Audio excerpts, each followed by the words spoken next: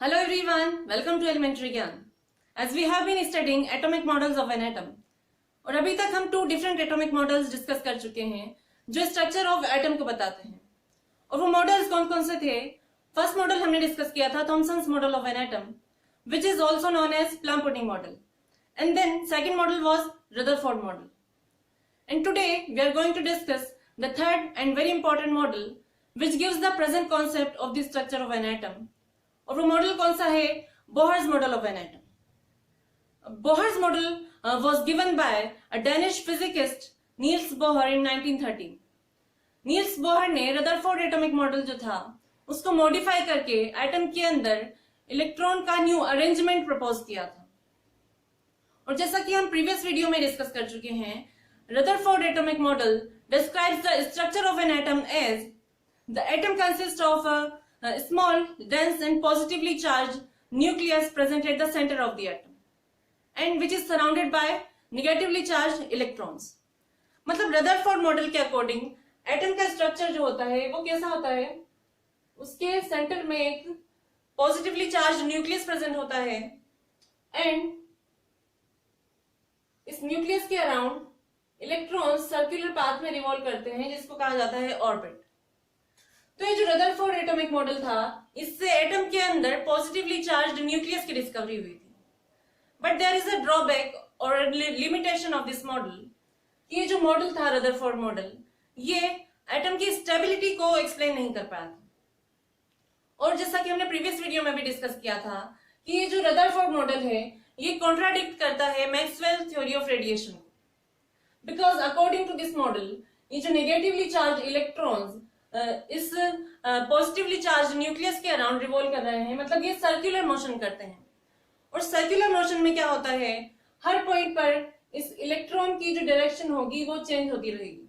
इस पॉइंट पर ये है, इस पॉइंट पर ये हो जाएगी और इस पॉइंट पर इस तरह से। इसकी हर पॉइंट पर डायरेक्शन चेंज होगी, मतलब इसकी वेलोसिटी चेंज होती रहेगी। और चेंज इन वेलोसिटी क्या होता है? एक्सेलरेशन। मतलब ये negatively charge electron positively charge nucleus के अराउंड एक्सेलरेटेड मोशन करता है।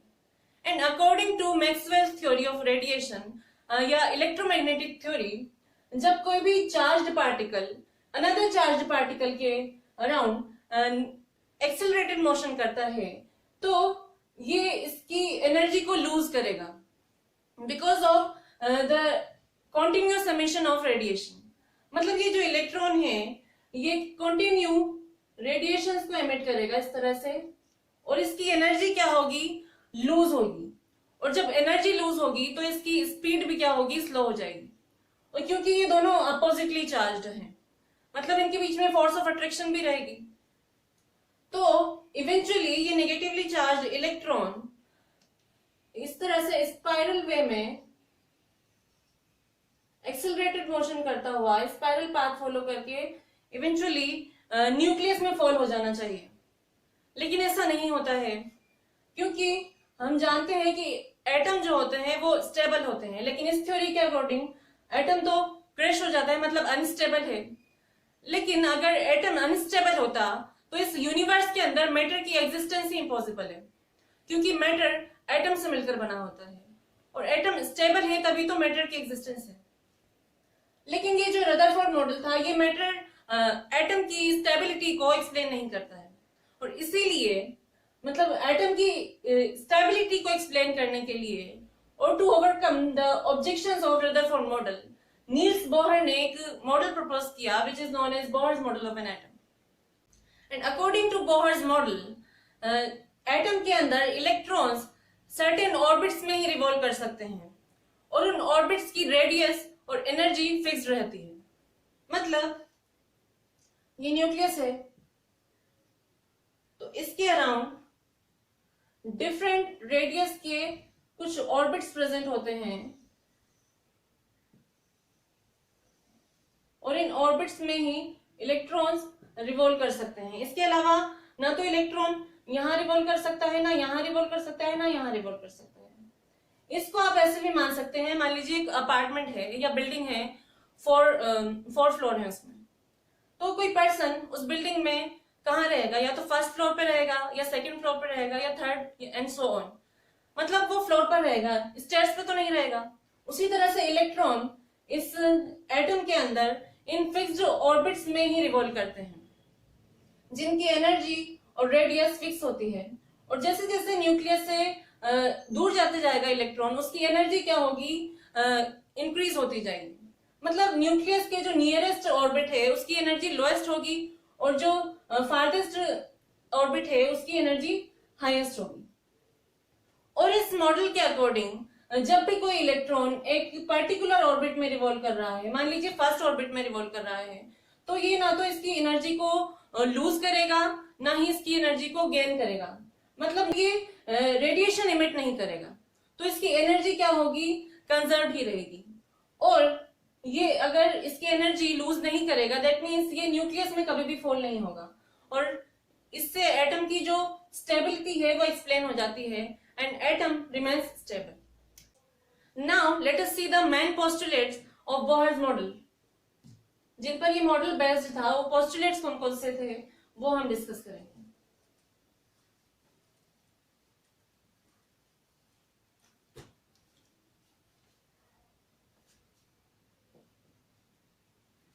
It was proposed by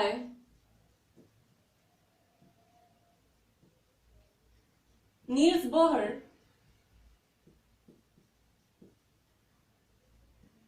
in 1913. Now, main postulates of Bohr's model.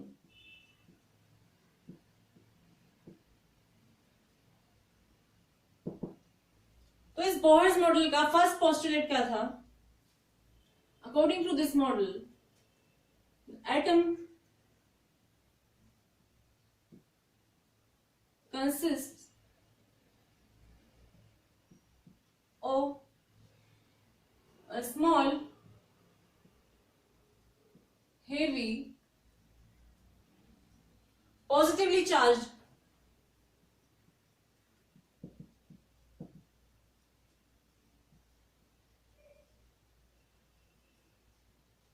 nucleus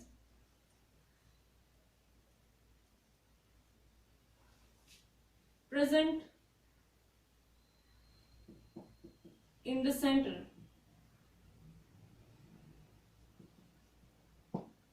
And negatively charged electrons revolve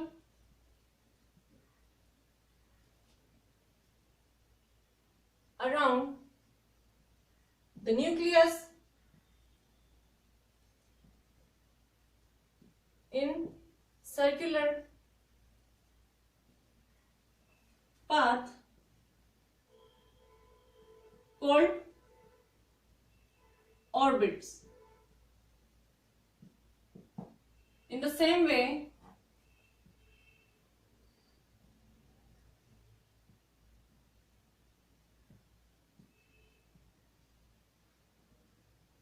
as planets revolve around the sun. मतलब Bohr ने क्या बताया था कि atom में एक पॉजिटिवली चार्ज्ड डेंस और स्मॉल न्यूक्लियस होता है, जिसके अराउंड इलेक्ट्रॉन्स किस तरह से रिवॉल्व करते हैं, जिस तरह से प्लैनेट्स रिवॉल्व करते हैं सन के अराउंड। तो ये तो इसका फर्स्ट पोस्टुलेट था। And second postulate was electrons, negatively charged electrons can revolve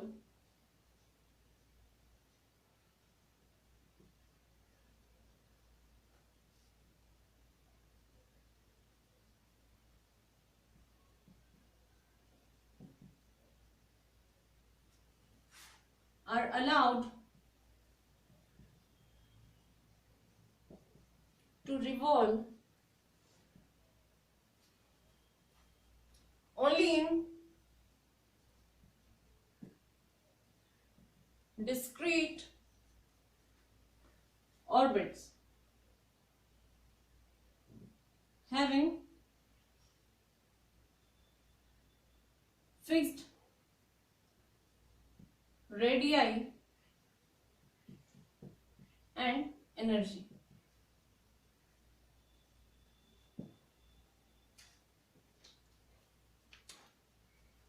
discrete orbit मतलब क्या होता है?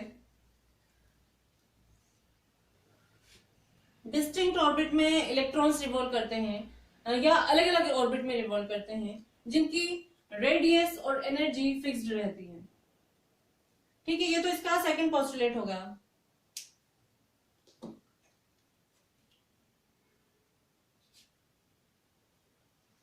थर्ड पोस्टुलेट क्या था? The orbits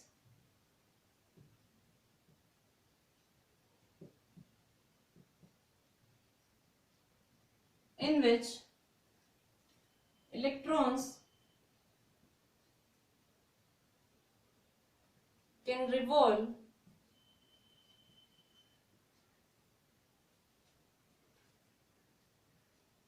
are called stationary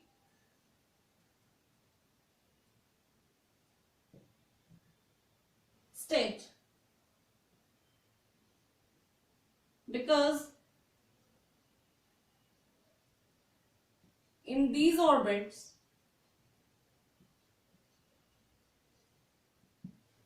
energy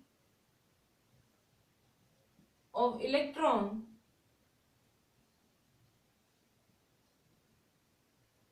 always fixed, and these orbits are also called energy levels or shells. Orbits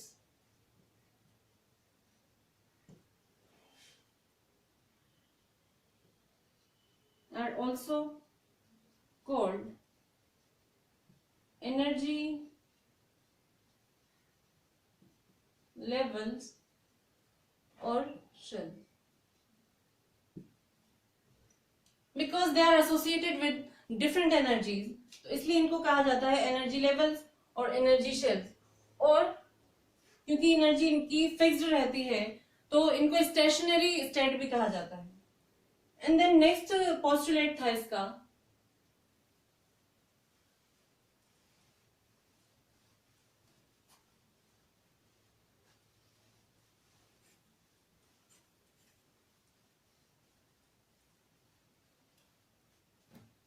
fourth postulate था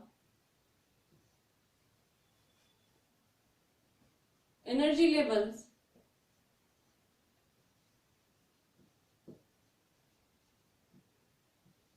are numbered as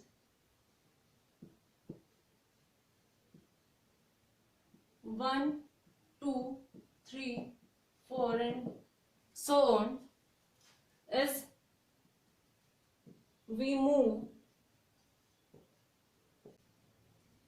outwards from the nucleus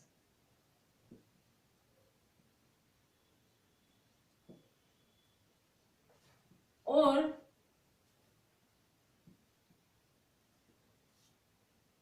are represented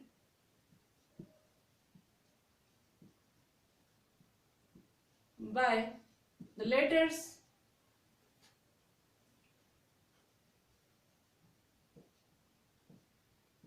K, L, M, N and so on.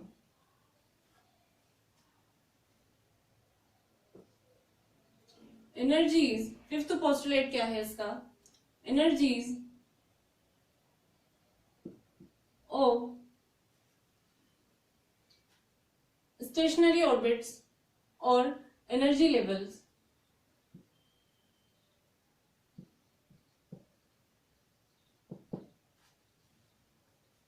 increases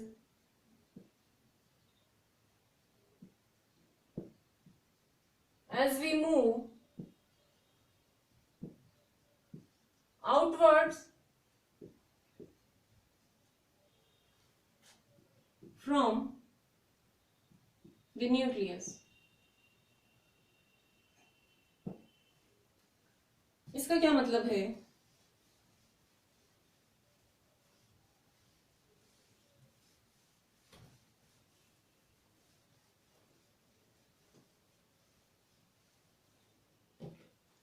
ये nucleus है atom में, ठीक है।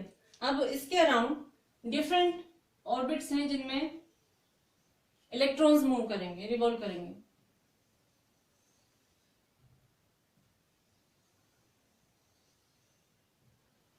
तो इनको किस तरह से रिप्रेजेंट कर सकते हैं कि जो न्यूक्लियस से क्लोजेस्ट है उसको तो क्या मतलब हमें न्यूक्लियस से आउटवर्ड डायरेक्शन में इनको नंबर देना है, या तो 1 2 3, या फिर इनको रिप्रेजेंट किया जाएगा as K L M N O P and so on. और इनकी जो एनर्जीज होती हैं ये भी इंक्रीज होती है जैसे जैसे न्यूक्लियस से ये दूर जाते हैं। तो मान लीजिए इनकी KLMN शेल की एनर्जीज जो हैं वो E1 E2 E3 है रेस्पेक्टिवली। मतलब फर्स्ट शेल की एनर्जी है E1, सेकंड की है E2 एंड थर्ड की है E3। तो E1 जो होगी वो लोएस्ट होगी और E2 क्या होगी, E1 से ज्यादा होगी, और E3 जो होगी वो E2 से भी ज्यादा होगी। मतलब ये E1 है फर्स्ट शेल की एनर्जी, सेकंड की E2 है एंड थर्ड की E3 है। तो E3 क्या होगी, हाईएस्ट एनर्जी होगी और E1 होगी लोएस्ट एनर्जी। तो यही इसका फिफ्थ पोस्टुलेट था। एंड देन सिक्स्थ पोस्टुलेट क्या होता है,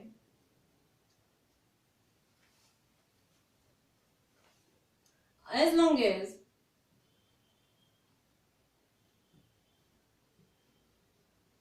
an electron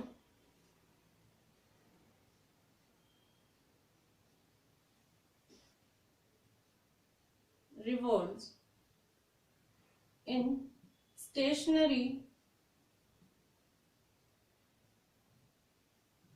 orbit, it neither lose energy nor gain energy।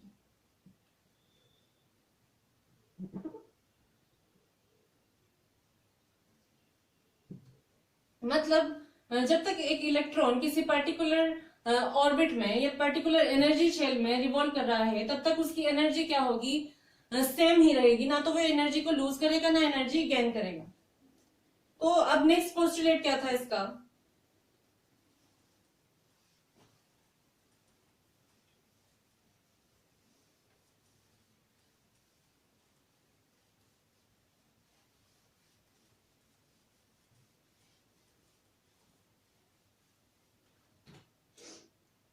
Next postulate है energy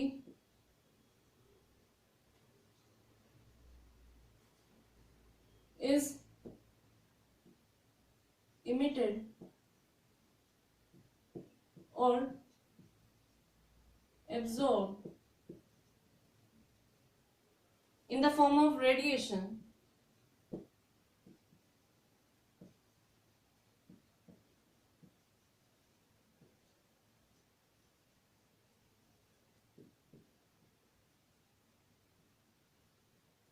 only when electron moves from one stationary orbit to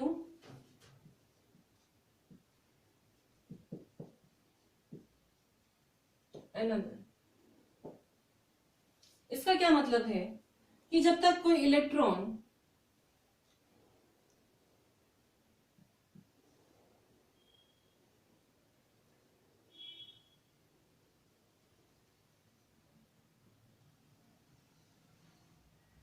किसी एक पर्टिकुलर ऑर्बिट में रिवॉल्व कर रहा है तब तक तो उसकी एनर्जी क्या होगी, सेम ही रहेगी।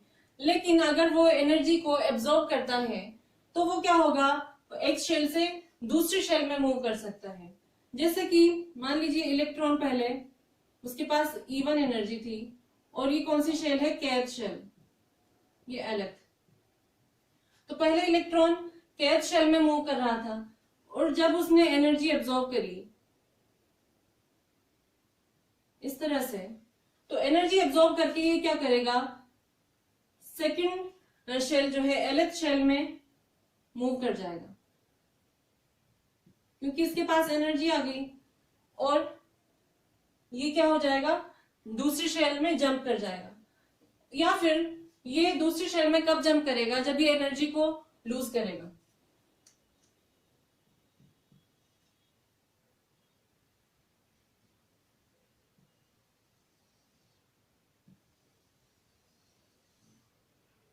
तो ये E2 शेल में है पहले इलेक्ट्रॉन, अब ये एनर्जी को रेडिएट करके फिर से कहां चला जाएगा, kth शेल में, क्योंकि उसके पास अब एनर्जी कम हो गई है इसलिए वो कहां जाएगा, kth शेल में। और जब इलेक्ट्रॉन एनर्जी को एब्जॉर्ब करके लोएस्ट एनर्जी शेल से हाईएस्ट एनर्जी शेल में मूव करता है या जंप करता है, तो इस स्टेट को क्या कहते हैं, इसको बोला जाता है एक्साइटेड स्टेट।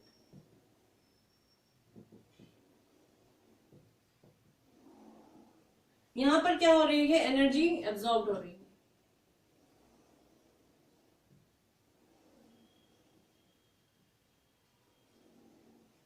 और जब इलेक्ट्रॉन क्या करेगा, एनर्जी को इमिट करके वापस से lowest energy higher energy level से लोअर एनर्जी लेवल में जंप करता है, तो इसको क्या बोलते हैं, लोअर एनर्जी लेवल को बोलते हैं ग्राउंड स्टेट। यहां पर क्या हो रही है, एनर्जी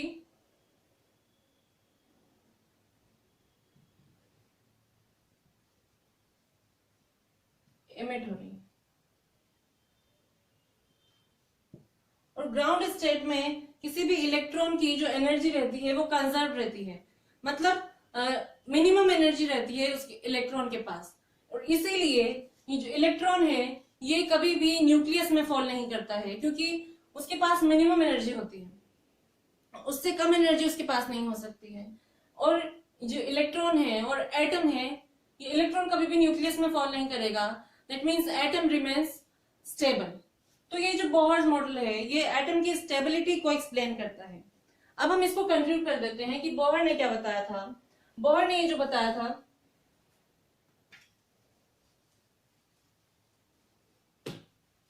कि एटम में एक पॉजिटिवली चार्ज्ड न्यूक्लियस होता है, इसके अराउंड इलेक्ट्रॉन्स फिक्स्ड रेडियस के ऑर्बिट्स में ही रिवॉल्व करते हैं।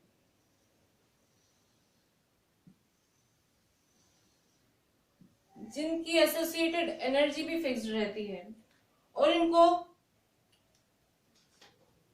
नंबर दिया जाता है 1 2 3 4 as we move outwards from the nucleus, या फिर इनको रिप्रेजेंट किया जाता है K L M N से। और इनको क्या कहा जाता है, एनर्जी लेवल्स। ये क्या है, एनर्जी लेवल्स है, K L M N।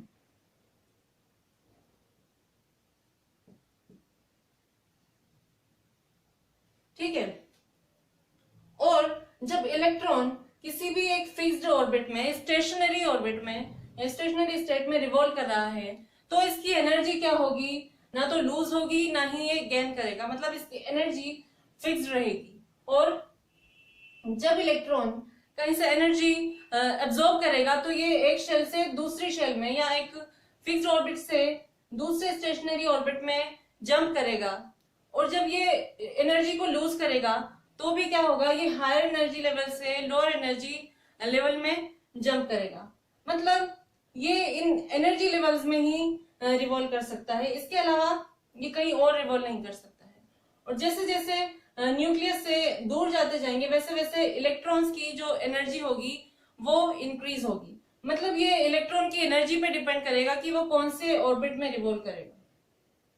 So this is all about the Bohr's model. और ये बोहर मॉडल जो था वो एटम की स्टेबिलिटी को एक्सप्लेन करता है। आई होप आपको ये क्लियर हो गया होगा। अगर आपको इससे रिलेटेड कोई भी डाउट है तो आप कमेंट सेक्शन में कमेंट करके पूछ सकते हैं। और please like and share my video and also subscribe to my channel elementary Gyan. Now, I'll be meeting you in the next video. Till then, keep learning and thank you.